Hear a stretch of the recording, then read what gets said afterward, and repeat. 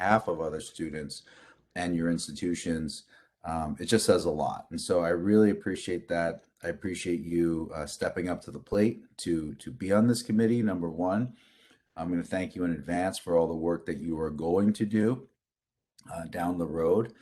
And for some of you, some of you I know already are student leaders, right? So you get it, right? You're running your SGAs or your president or vice president or treasurer of certain clubs on your campuses. That is instrumental to your campus life. It's instrumental to your personal lives and your personal growth and development. I don't need to explain that to you, but this service is in the same vein. And in some ways, I would say it's, I don't want to say it's even more impactful. It's impactful in a different way because you are actually um, part of a decision. It's not a decision-making body. You're part of a body that has a significant voice in the direction of our entire system. Okay, and so I want to give you a little context there. That's 17 campuses. That's almost 70,000 total students. That's almost 11,000 employees and a budget of $1.3 billion. That's a lot, right? Our system is big. It has a lot of power. It has even greater potential.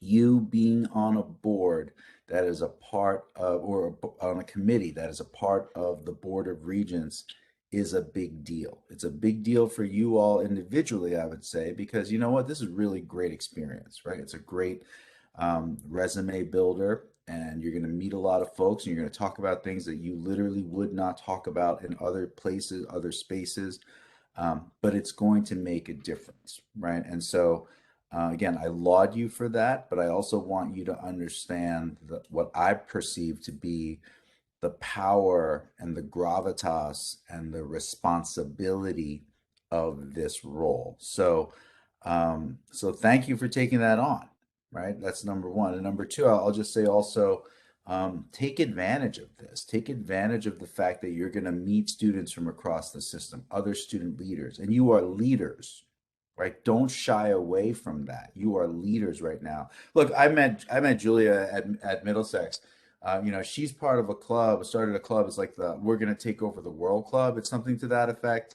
That's kind of what I took away in my notes, right? Like she and her friends have a whole kind of global domination plan. And I dig that, right? That's what you should be thinking and feeling is how do I impact the whole world that I'm a part of? And so we're going to be there to help you and to encourage you. But you are stakeholders, right? I say this all the time. Shared governance means shared leadership, right? Shared governance is shared leadership. And shared leadership means shared responsibility. Okay. And I think sometimes we lose sight of that fact. I've been in the game longer than I want to admit, and I hear it all the time, part of shared governance should be this, that, and the other thing. But sometimes it's from folks who want to point out what's wrong, but don't want to offer solutions. When you step into the role, when you step up to the plate in positions like this, I would say it is incumbent upon all of us to not only look at what is wrong, anybody can point out what's wrong. Everybody can point out what's wrong. But who's got the guts and who's got the gumption and who's ready to put in the work to actually create solutions together? That's the difference between someone in the stands and someone who actually steps up to lead. So you are choosing to step up to lead, and that is why I applaud you so much. The other thing I'm going to tell you real quick is I really view this group as one of the most important voices of the board because you see things real world, real time from the student perspective, right? And so for your voice to remain independent and to stay centered and focused on the student experience and student impact is really key. Look, administrators, staff, faculty, we get paid to do what we do, right? But ultimately, you all are still in a sense, kind of final arbiters of whether or not it is working. We might think certain programs are great. We might think certain types of curriculum are great. We might think certain approaches to pedagogy are awesome. But ultimately, you all represent your student bodies and you represent the students across the system, and you have the ability to communicate directly with the board and directly with, the system office and with my office to say, hey, this is how we're thinking and how we're feeling right now. This is what we think works or what doesn't work. On a high level, policies, right? Policies affect behavior. Behavior changes culture. There's a lot that we have to work on across the system and in society in relation to policy, relating to behavior, relating to culture. Some of you have already heard me say, never carry yourself like a second class citizen, never carry yourself like a loser, right? You're not. I don't care if it's community college or public university or whatever it is. I don't care, what we think about other institutions. You all have to carry yourselves to the highest standard and the highest level and represent your student bodies in our system at that highest level, right? And I think that's something that I want you to remain very kind of focused on and very proud of. But but you do need to also remain independent, because you're going to hear voices, right? You're going to hear my voice, you're going to hear administrators' voices, you're going to hear faculty voices, you're going to hear folks that are going to kind of move you one way or the other. But remind yourself that you all as a student group, a student leadership group, have real power there, and so lean into each other, work with each other, get into some scraps with each other. That's how sometimes the best work happens, is like that kind of friction will create the fire, right? And fire can be good, right? And so just be cool with each other, man. Don't get weird about it. Like, don't be inappropriate about it. I think the way groups get together and create things together, it's not always comfortable. But look, I think that this group, I'm very, very thankful that you all have stepped up to take on this responsibility. And I really look forward to working with you. I'm going to try to attend as many of these meetings as possible because I want you to know that I am invested in your success and the success of each institution and the system. So I'll be in as many meetings as I can. And I want you to use all of us as resources, but I also want you to view yourselves as stakeholders in this quest to achieve even greater heights all the time. So it's a lot of power, it's a lot of responsibility. And I think it's going to be a really great journey for us this year because we got a lot to do, a lot of hard work ahead of us. But I've said it to every single group I've met with, even with all the challenges, I come to work fired up every day, and that's because I get to work with students like you and I get to work with awesome, faculty and staff and the administrative team here. So I think we're going to get a lot of stuff done and we're going to have some fun too. The last thing I'll say, and I promise I'll shut up. It's 10:15. I'm already over caffeinated. My bad. But I read something that said, um, creativity is intellect having fun, right? It's your intelligence is having fun. That's creativity. And to me, that's what it's all about, right? Like when we as intelligent people, we're all smart, right? I take that for granted. We're all smart, we're all intelligent, right? But what can we build? What can we do? What can we fix? What can we grow together? That's the fun. I like having fun at work. I like to have some fun with sense of humor, not take things too seriously, but end of the day, it's about getting that work done and having the outcome. So I'm proud of you guys. I don't even know most of you yet, but I'm proud of you for just stepping up and being here. And there's some really great folks that are going to work with you, work with us, and we're going to get it done. Let me take a couple of minutes. Are there any quick questions we want to just bang out, and then I'm going to bounce? We're good. Well, like I said, I've already had a chance to meet some of you in person, and again, every student meeting, I'm super impressed because our students are as sharp as any. I would put you guys up against anyone, and I mean that. I would put you guys up against anyone, and I want you to wear that pride. I want you to wear that edge, and represent us and represent yourselves with the utmost. and we'll be here to help you and support you as much as we can. But and again, don't forget, hard work can also be fun. So that's what we're going to do, and we're going to get a lot of really good work done and protect your student voices. That's who you represent. All right, guys. Thank you. I Thank you. appreciate it. Thank you. Have a great weekend. Okay, we'll talk soon. Thank you. Thank you, President Chang. Take care, y'all. Bye. Thank you. He has dropped off the call. I turn it to Julia. Awesome. So I see the next thing that would come up on the agenda would be the CT State Community College update with Allison Buckley, who's the Vice President of Enrollment Engagement and Student Affairs. Thanks, Julia. Good morning, everybody. Thank you so much for the invitation to be here today. I am Allison Buckley. I was asked to come and just give an update, first and foremost, on advising. And I am also happy to answer questions from any of you as well. So I think the last time I was here may have been in the spring, but time seems very amorphous these days. So the community colleges are currently implementing something called Guided Pathways Advising.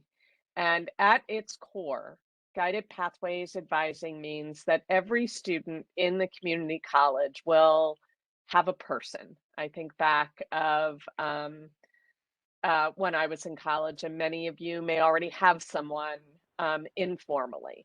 But the goal with Guided Pathways Advising is someone who will not only help you select classes, to pay for college and the options of how you pay for classes, but will check in with you on clubs and probably encourage you to get involved in things like student government for your fellow students who are not as involved as all of you.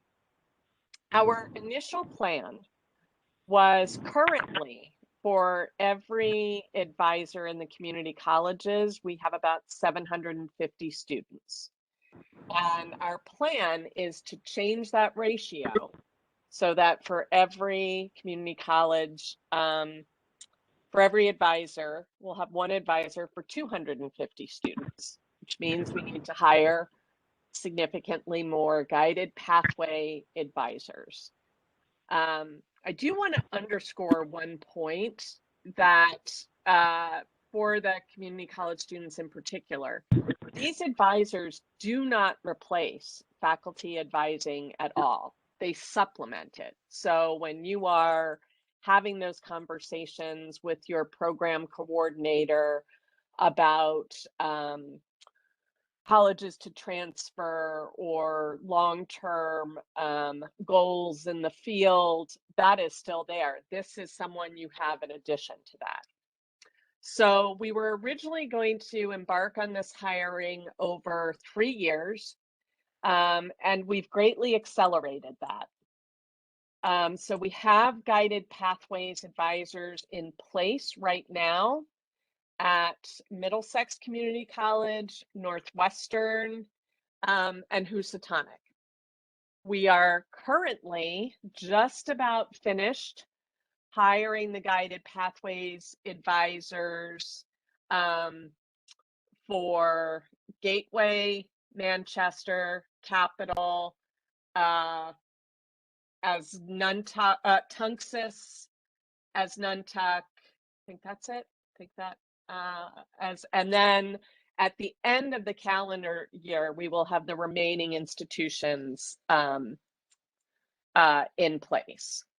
And so really, I would say to all of you, you should, and we will be reaching out, you should start seeing as these new advisors come on, you will start hearing more, and maybe particularly as new students enroll in the college, they'll be assigned someone before they start classes.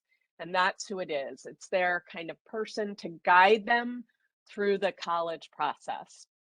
And we are really excited about this. It is an investment that the system has taken in the community colleges, and President Chang has been very supportive in really supporting student success.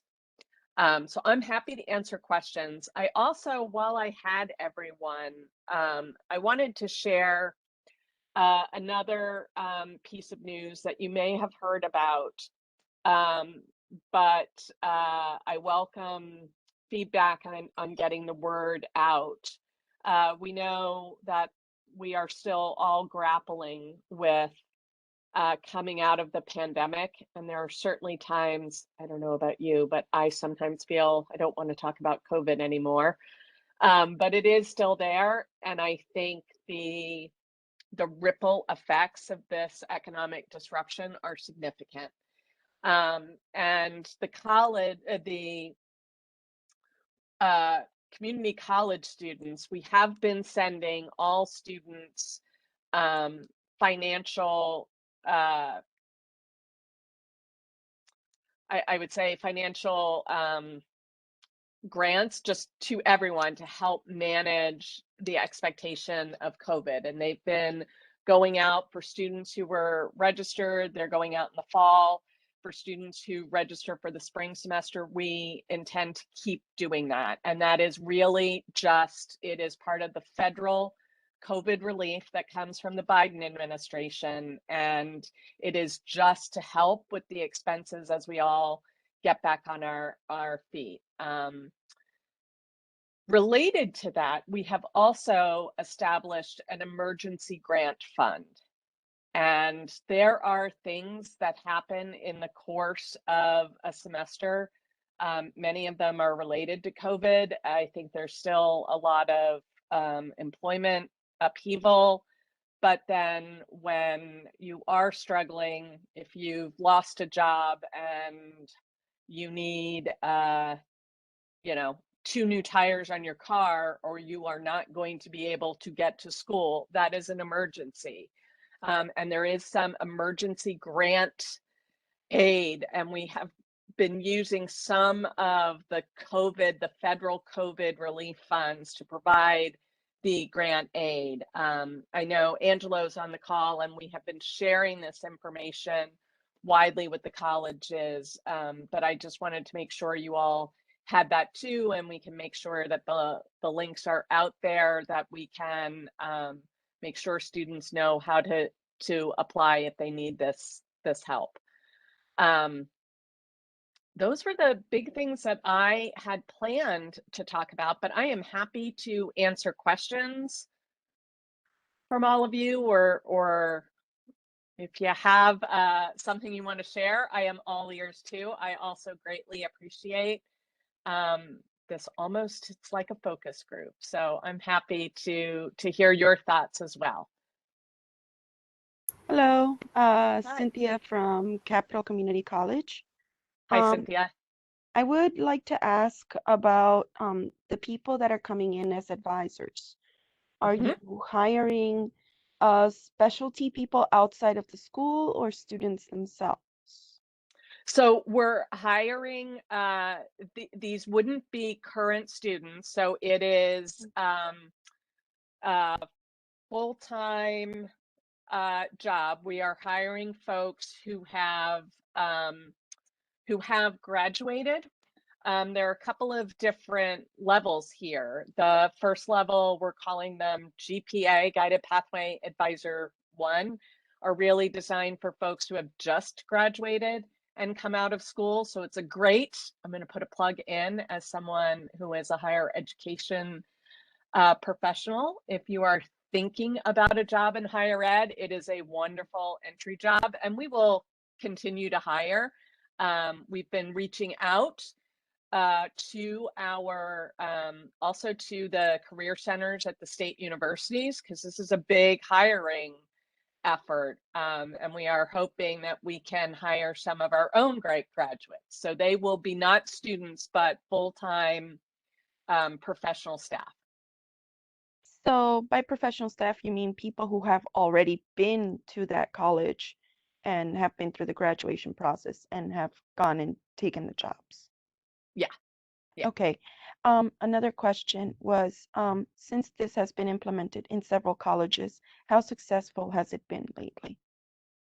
We are seeing huge success right now in those first colleges that have started. Lots of appointment students are registering earlier. I can tell you we're starting to look at the data on, I mean, it is very early because we haven't started spring semester yet.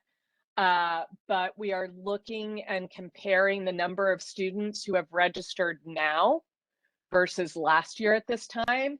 And those colleges with guided pathways advisors, they are registering earlier, which is a good thing for students. It gives you the time to buy your books and get ready, make sure that the funding is in place. So we are very encouraged by this. We are also seeing um,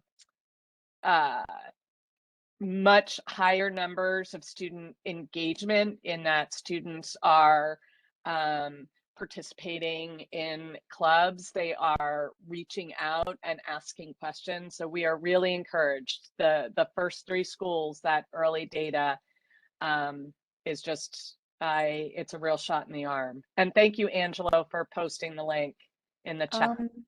Oh, and I know I have a lot of questions. That's great. I'm very passionate about this kind of project. Considering I'm president of the Latin American Student Association and part of the student government. Um, Noticed a lot in the college that most of these programs tend to reach a lot of the general student body, but it has a hard time having an outreach to immigrant students who don't know the language or students who are night students. Most of the night, I've noticed that a lot of night students do want to take a lot of part in what is happening around in the colleges, but because it's night, the entire college is pretty Yep. much shut down. Those are incredibly important points. So I'm going to hit the first one on hours of operation. And I do want to underscore, so all of these guided pathways advisors who are being hired with the expectation that they will work evening hours. So your advisor, and this is a big change at the colleges, your advisor, you could schedule an appointment to chat with your advisor at 6 o'clock at night. Okay. And that is because we want to make sure that we are scheduling our services in a way that makes sense for students. I also want to share that this has been a huge opportunity for us in the hiring, and I think it is really important for that connection with the person on your campus. And a lot of the research indicates that when you have that welcoming sense of belonging, you are far more likely to be successful. And so we have very deliberately embarked on this hiring to make sure that we are hiring an advising population that reflects our student population. And so we are looking to hire student advisors who are bilingual, and we want to make sure that our professional staff and our student staff look and sound the same. And I think it builds tighter relationships. And I wish, but I could get the number of advisors who we have hired who are bilingual, which is really exciting on a host of levels. We have hired folks who have lived extensively outside of the United States. One of our advisors advised the Secretary of Education for the country of Jamaica. Oh, wow. And has come here to do this work because they're really excited about what we are doing. So I think your points are so, they really resonate with me and so important. And we are trying to reframe things to address that as we move forward. Okay, perfect. Thank you. Sure. Those are good ones, Cynthia. Thank you. They were good. I'm gonna pop in with a question. Well, first I just want to say thank you to Cynthia because I wasn't even thinking about how GPA should reflect our students, and I think that's amazing. But I have like a quick question. It's how do we expect enrollment to change during the spring with like the institution of or like the app, like the new GPAs being in schools? So I think the first broadly over the long term, we expect that the guided pathways advisors will help retention rates. And the thinking is, you know, if I suddenly have been relying on a parent or a grandparent to help me pay tuition, I'm making up a hypothetical, and my parent or grandparent says, well, I can't afford it anymore. And I'm like, well, then I have to stop out. There is now someone who's having the conversation with you. Okay, here's some alternatives. Let's think about this, what we need to do. So long term, it will help retention. We are not, you know, these advisors started really after the fall semester, so it's very fresh. And we are still working our way through the pandemic. So I don't, you know, in the 3 colleges that we started, I don't expect to see, you know, all of a sudden we have hundreds and hundreds and hundreds of more students. I think it's going to be a gradual increase in our retention rates long term. That's Yeah, the plan. absolutely. And then even though since it's so new, we probably couldn't get it now, but I was wondering if there's a chance for like the SAC like as a body to get like I don't want to say like a study or like information that links like the student success to the GPAs because I think that's something that you mentioned before. So Yep. if like there's like data or a report or something that when it comes out eventually, which probably won't be until like the end of the spring, if we could like get that Yeah, just as a document. we will definitely start measuring. There are, you know, I think the correlation versus causation. We want to be careful, but we will definitely share that. Related to this, and a very important tool that we use to assess services for the community college is the survey. I can't remember what we called it, like the student annual survey of satisfaction, SAS. I'm trying to remember the letters. And we will, we want to do it every fall, but this year there was a little bit of surveys locked up and, you know, and we didn't want survey fatigue. So in the spring, we'll be sending this to all community college students, and I will come and I'll ask you before it goes for your thoughts and ideas for participation. But that's also a data point where we're asking people, have you worked with an advisor? How did it go? What are we doing well? Like that is the chance we want students giving us feedback on a scale of 1 to 5. How are we doing? And I'm also going to report on that to all of you every year too. And we want to do that over time so that we can assess and improve. So some of it is a pure quantitative. There will also be parts of it where we have open-ended feedback, you know, tell us what you're thinking. What can we do better? And that's really important as well. So that will be coming, and before it goes out, I will probably reach out to all of you both for your thoughts on getting our participation rate up, and just as we get that data back, I'll definitely share it with this group. Awesome. Thank you. Sure. I have a question. My name is Claudia Cupid. I'm from Untitled Community College. Hi, Claudia. You mentioned that the guided pathways have different levels. How many levels, and what is the paid start for level 1, for instance? I do not have that. So there are 2. Each campus will have guided pathway advisors 1 and 2. And then every campus has a campus advising lead. And I do not have that in front of me, but I can definitely get it from HR. and I could send it to Angelo to get to the group, but I can, because the jobs are all being searched right now when they are live and on there, but I don't have that off the top of my head. I'm sorry. So they only going to be available to students. Well, once the student graduate from community college, then it's their responsibility to go on the website to look. We won't get a chance to know these jobs unless we go to the website. Yeah, these are, they are like all of the jobs in the colleges. They're not just for students, and they're not just for community college or SU graduates, although we would love to hire our own. These are sort of higher education jobs, and they would be posted on the website. We go through that search in the same way that, you know, everyone in the colleges is hired. Okay, thank you. Sure. I'm excited that you're all thinking about careers in higher education, and you should, this is great.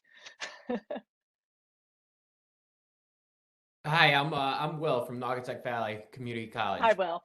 And a quick question, because I know it's hard to roll out these new programs sometimes. What's the plan to really make sure that all of the students are even aware of what's going on, what's happening, and, you know, really make a streamlined process to make it easy? So that is a really good point. And we are, as part of this, as the advisors themselves are reaching out to the students, so they will have a caseload. And as students are assigned to an advisor, as the new students are assigned, the program is explained. We also have a communication plan that we roll out and communicate the whole point as you're onboarded to the college, that this is a part of your college process, and that's what we're focused on. So from even before orientation, we are communicating with students like, this is the person who will be your guide throughout your time at the college. Great, thank you. Sure.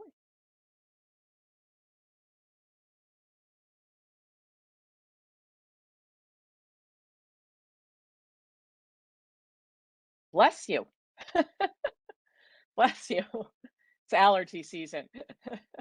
Thank you. Do we have any other questions?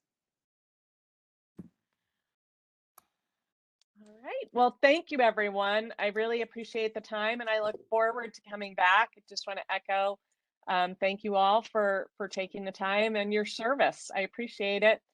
Thanks, Allison. Have a good Thank you, weekend. Allison. Bye-bye. Thank Bye. you. Bye.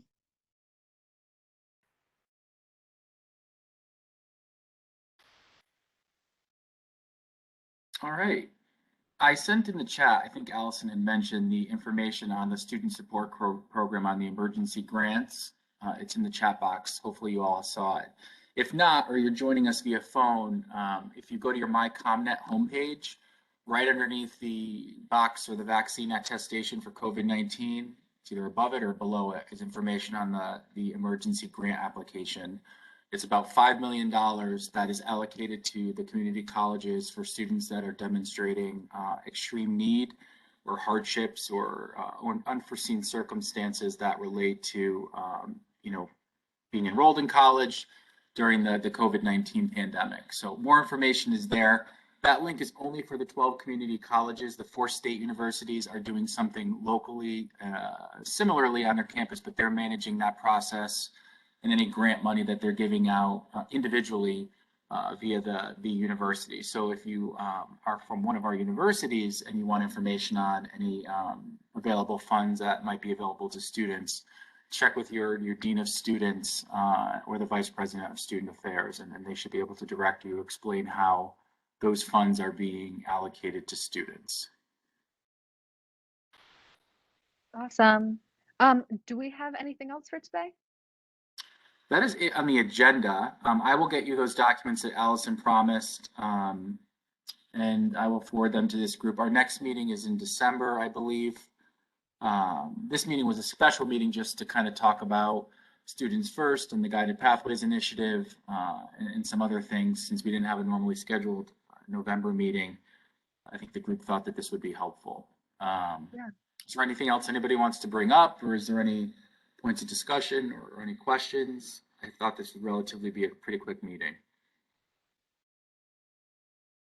Julia or Brandon, do you guys have anything? Just as a follow-up from me, no one really had any questions for President Chang, but if they do come up, please forward your questions either to Julia or to Brandon, and they will either forward them directly to President Chang's office or to Angelo, and we'll make sure that he responds to them and perhaps comes back to specifically address that question to the entire group.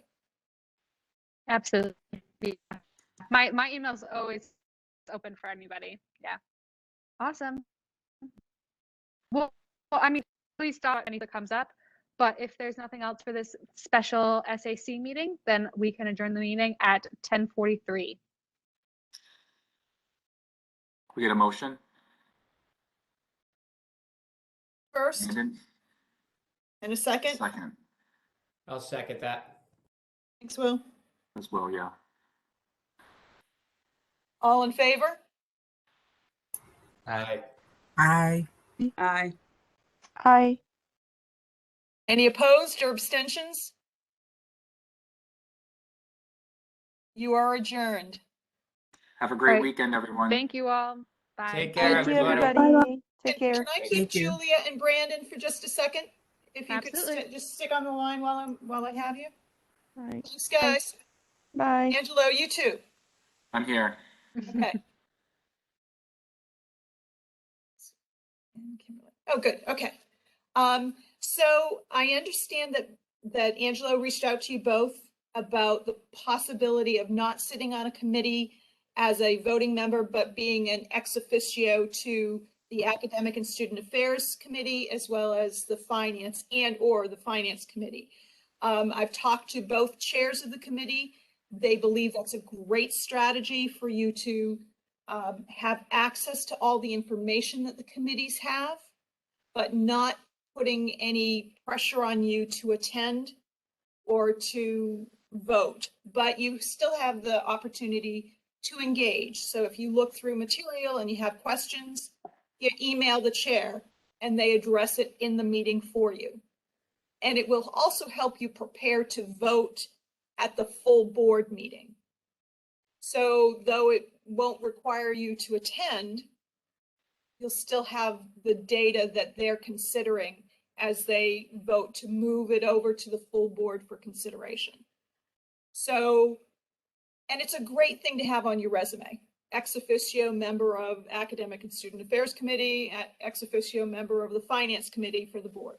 So I just wanted to touch base with you one more time before I add it to your profile on the website, before I add it to the committee listings and things like that. Do you want, who's Gloria? Don't know who Gloria is. I am at CCSU. I teach at CCSU. Okay, Gloria, we just ended the meeting for the Okay. Student Advisory Committee, okay? Okay, I was at another meeting, so that's why I'm just coming. All Okay, right. we're all Thank you. done, thanks. Julia, do you want to be ex officio for both, one or neither? I think Angela might have posed this earlier. I'm like thinking about it, and if there's not like I don't have to attend every meeting, and I have the option